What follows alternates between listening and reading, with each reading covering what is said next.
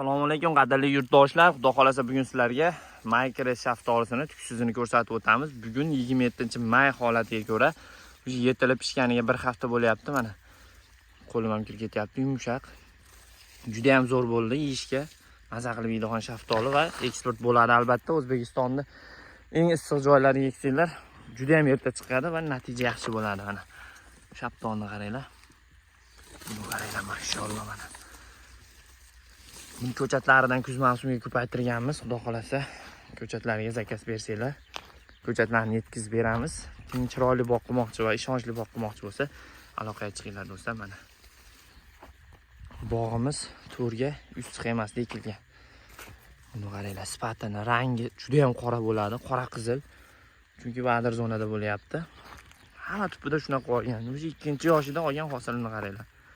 Agar buni chiroyli qilib tarbiyalab, taylarini tozalaydigan bo'lsanglar, aytgan mevalarni, aytgan hosillarni beradi. Va aytgan narxlaringga sotasizlar. Chunki hozirgi vaqtda ham oddiy shaftoli 45 ming so'm bozorda. Bu shaftolni chiqqaniga bir hafta bo'lyapti kamida. Mana. Ikkinchi yilidan 3 kilo, 4 kilogacha hosil olgan. Buni qaranglar. Do'stlar, ko'chatlari kerak bo'lsa, pastda nomerlarimiz bor, aloqaga chiqinglar. 77-00-861-00 ishonchli va sifatli ko'chatlar albatta. Aynan shu joydan olib ko'paytirib qo'yganmiz ko'chatlarini.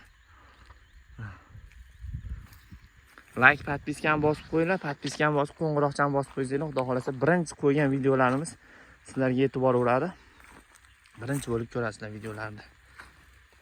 Voy, mashalloh, mana buni hozir yeb ko'rsatib beraman. Suvliligi ham, mazasi ham zo'r, it sariq. Nektarin oilasiga kiradi. Pishganiga 10 kun bo'lgan isboti. Bir hafta 10 kun bo'ldi, chunki unaqa yumshamaydi hali beri, qurt hech nimasi yo'q. Sog' bo'linglar, biz kuzatishda davom etinglar.